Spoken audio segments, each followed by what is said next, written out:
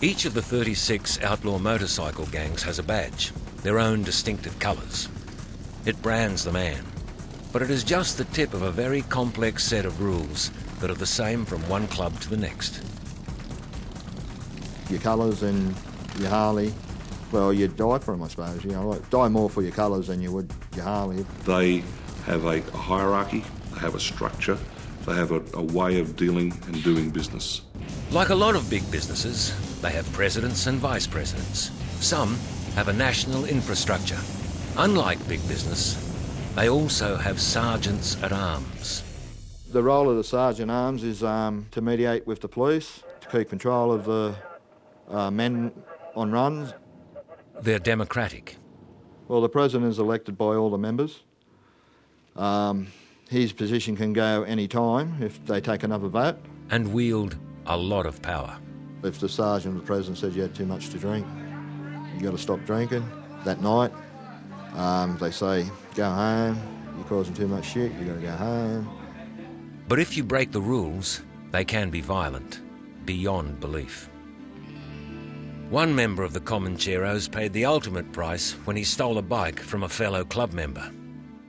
A decision was clearly made by the enforcer of that club, and that's the sergeant at arms, that he should be punished. And went there with two other men, and they forced their way into the house, beat a man up inside the house, and then marched him outside and took him away, we believe, back to the clubhouse, and they continued to beat him at the clubhouse and assaulted this man ferociously within the house.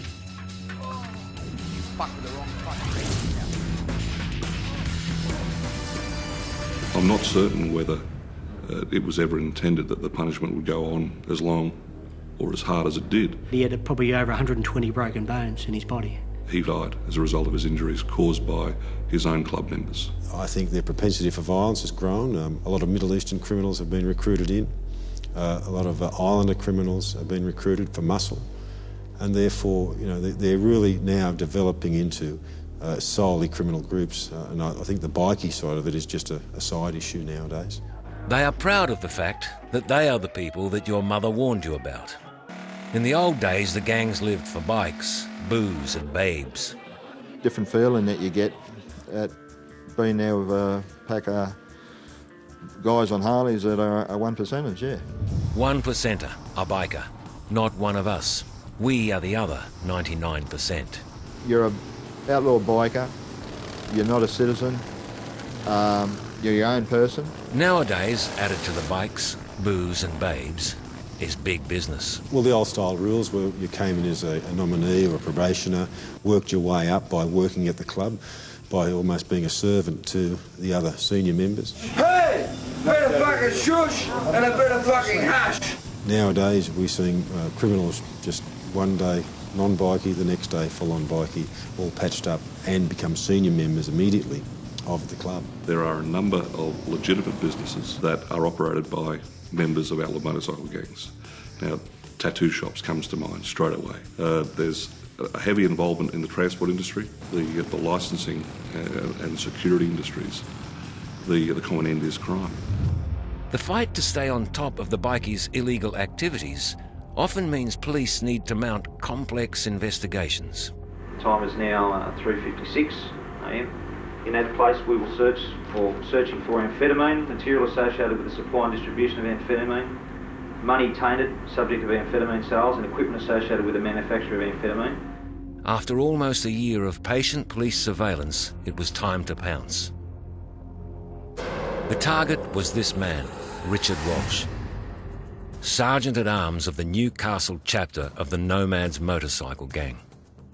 Richard Walsh, in my opinion, was a very violent person. He was violent.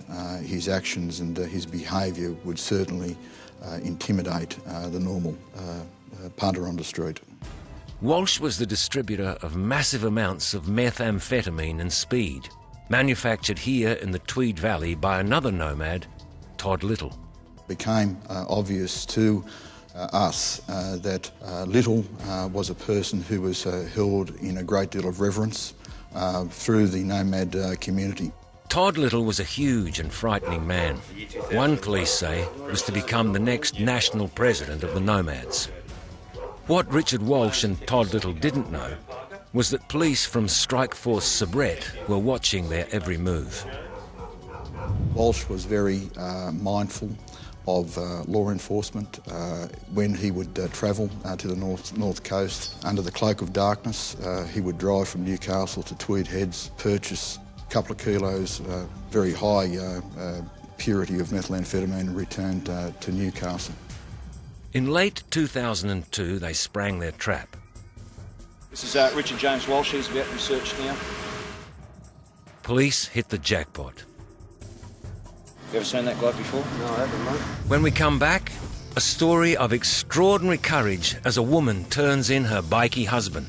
Normally if one hit minimum of say about £5 would be made after because it would go out instantly. As the police bust up a $65 million amphetamine operation, innocent children sleep soundly.